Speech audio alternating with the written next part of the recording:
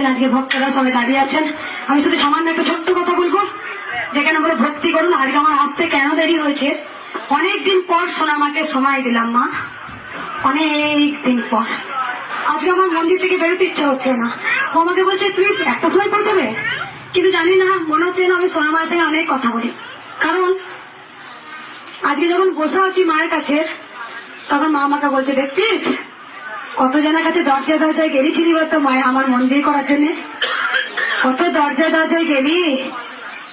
তাই এই মন্দিরটা ঘিরে অনেকে আমাকে অনেক আশ্বাস দিয়েছিল মন্দির আমি করে দেবো, শুধু একটা অ্যামাউন্ট দিন, শুধু অ্যামাউন্ট, শুধু অ্যামাউন্ট। সত্যি তাই রে, এই খোরকলিতে যার গোটা পৃথিবী জায়গা, সেখানে এক ফোঁটা জায়গা মাকে কেউ দিচ্ছে না। আজও কলিযুগ। তবে একটা ভক্তদের কথা বলবো, কালকে প্রচুর পরিশ্রম হয়েছে আমার। কালকে যা ভিড় হয়েছে তার এর থেকে 10 গুণ হয়তো। কালকে শনি মঙ্গলবার ছিল, আমি আর পাচ্ছিলাম না, ক্লান্ত, পুরো গলা একদম বেরোয়নি।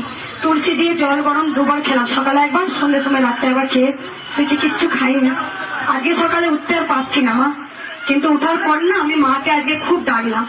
মাকে বলছি মারে, যার জন্য দেখো দেখো এত মানুষ এসছে, সবাই বোকা, সবাই বোকা, কেউ জানে না, সবাই কেউ কি গোবিন্দকে ভালোবাসে না। তাই দেখো সবাই যে এসেছে। আমি যখন আসছিলাম মা, কত দুস্থ অনাথ শিলিগুড়ি থেকে এসে হুইল চেয়ারে বসেছিল, আমাকে তাকিয়ে টপ টপ করে চোখ দিয়ে জল পড়ছে। মানে এই যে আজকে ভক্তের ভালোবাসাটা পেয়েছি, আমি যে কি পেয়েছি, অমূল্য রতন, অমূল্য ধন, বলার কথা নয়। মাকে শুধু বলি মাগো, তোমার তো অবুঝেরা সন্তান, ছোটখাটো যদি ভুল করে থাকে তুমি ক্ষমা করে দিও মা, কারণ তোমরা জানো মা আমার কথা শোনে।